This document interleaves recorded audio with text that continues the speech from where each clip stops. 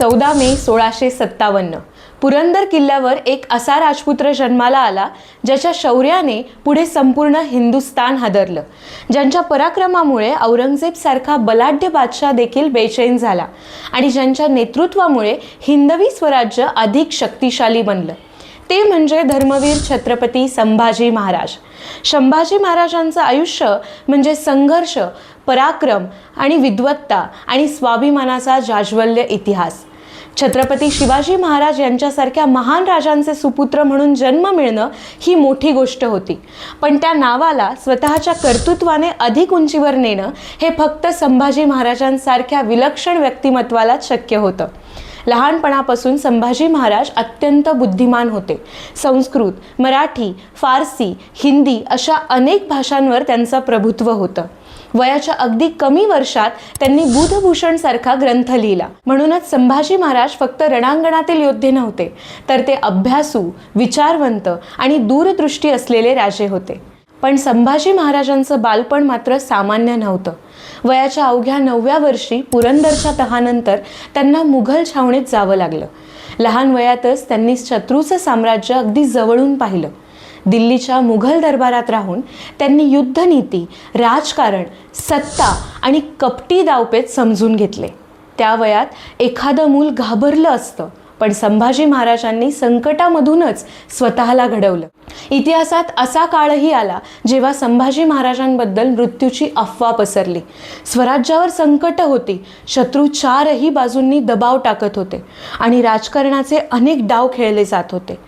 संभाजी महाराज काही काळ घरापासून दूर राहिले, आई वडिलांपासून दूर राहिले, पण त्यांच्या मनात स्वराज्याबद्दलची निष्ठा कधीच कमी झाली नाही।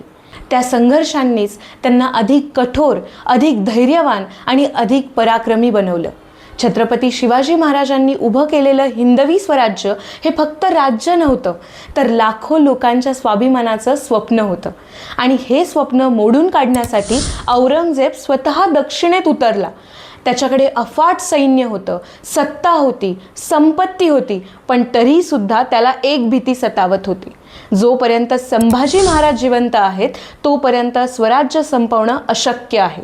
संभाजी महाराजांनी आपल्या कारकिर्दीत तब्बल 120हून अधिक लढाया केल्या। मुघल, सिद्धी, पोर्तुगीज अशा अनेक शत्रूंना त्यांनी पराभवाची चव चाखवली। त्यांच्या तलवारीत फक्त ताकद नव्हती, तर स्वराज्याबद्दलची प्रचंड निष्ठा होती। ते रणांगणावर उतरले की मावळ्यांच्या मनात वेगळंच बळ निर्माण व्हायचं। बुऱ्हाणपुरातील धाडसी मोहिमेमुळे मुघल साम्राज्य हादरलं। पोर्तुगीजांवर केलेल्या मोहिमांमुळे परकीय शक्तींनाही मराठ्यांची ताकद समजली। संभाजी महाराजांनी मराठ्यांना शिकवलं, संकट कितीही मोठं असलं तरी स्वाभिमानासमोर कधीही झुकायचं नाही। त्यांच्या काळात स्वराज्य अधिक सक्षम झालं। शत्रूंविरोधात आक्रमक भूमिका घेण्याची ताकद मराठ्यांमध्ये निर्माण झाली। लोकांच्या मनात आत्मविश्वास निर्माण झाला की हे स्वराज्य कोणाच्याही भीतीने संपणार नाही। संभाजी महाराजांनी फक्त किल्ले जिंकले नाहीत, तर त्यांनी लाखो लोकांच्या मनात लढण्याची ताकद देखील निर्माण केली। संभाजी महाराजांचं व्यक्तिमत्व म्हणजे धैर्य, बुद्धिमत्ता आणि स्वाभिमानाचा अद्भुत संगम होतं। त्यांनी स्वराज्यासाठी घेतलेले निर्णय, त्यांची युद्धनीती आणि प्रजेबद्दल असलेलं प्रेम यामुळे ते जनतेच्या मनात कायमचे घर करून गेले।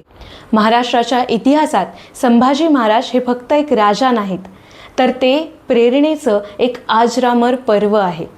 आज संभाजी महाराजांची जयंती साजरी करत असताना फक्त सोशल मीडियावर पोस्ट टाकणं पुरेसं नाही, तर त्यांच्या विचारांमधला स्वाभिमान आपल्या आयुष्यात उतरवणं ते देखील तितकंच महत्त्वाचं आहे। अन्यायाविरोधात उभं राहणं, धर्मासाठी निष्ठावान राहणं आणि कितीही संकट आली तरी न झुकणं हीच खरी छत्रपती संभाजी महाराजांना आदरांजली ठरेल। इतिहासात अनेक राजे झाले, पण ज्ञान, पराक्रम आणि स्वाभिमान यांचा अद्भुत संगम असलेले राजे फार कमी झाले। स्वराज्यासाठी जगणं काय असतं आणि पराक्रमाने इतिहास घडवणं काय असतं हे जगाला दाखवणारे धर्मवीर छत्रपती संभाजी महाराजांना त्रिवार मानाचा मुजरा।